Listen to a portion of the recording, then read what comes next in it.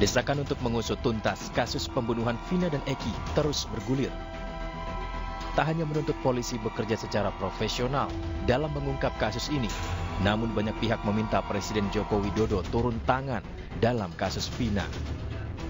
Advokat Hotman Paris yang juga bertindak sebagai kuasa hukum keluarga Vina meminta Presiden Joko Widodo membentuk tim pencari fakta atau TPF untuk mengusut kasus pembunuhan Vina.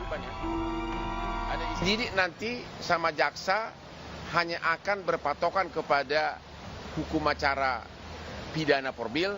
Dia akan mengatakan 2 alat bukti cukup. Peggy bersalah. Dia akan mengatakan begitu. Akhirnya kasus ini akan menguap dengan sendirinya. Akan berakhir di situ. Sementara yang apakah benar fikti atau tidak akan lagi ditindaklanjuti.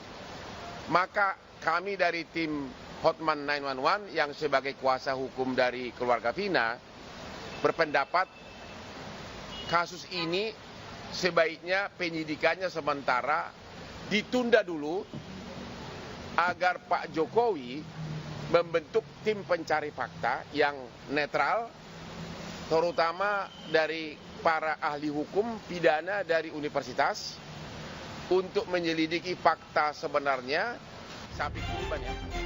Hotman juga meminta penyidikan kasus yang dilakukan Polda Jawa Barat dihentikan selama tim pencari fakta bekerja. Hotman bersama dengan advokat yang menjadi kuasa hukum keluarga Vina mengusulkan agar tim pencari fakta diisi oleh sosok profesional, termasuk pakar hukum yang berasal dari kalangan akademisi. Dari Jakarta, tim liputan iNews melaporkan. Pemirsa, Menteri Hukum dan Hak Asasi Manusia Yasona Lawli meminta pihak kepolisian segera mengusut tuntas kasus Vina. Pengungkapan kasus ini penting segera terwujud agar tidak ada lagi isu lain yang berkembang di tengah masyarakat sehingga menimbulkan kecurigaan. Kepada polisi supaya membongkar tuntas itu, supaya jangan ada kecurigaan dari masyarakat, apalagi viral. Ada indikasi lagi bukan orang yang ditangkap, bukan orang yang melakukan. Ada kesalahan SOP dalam pemeriksaan.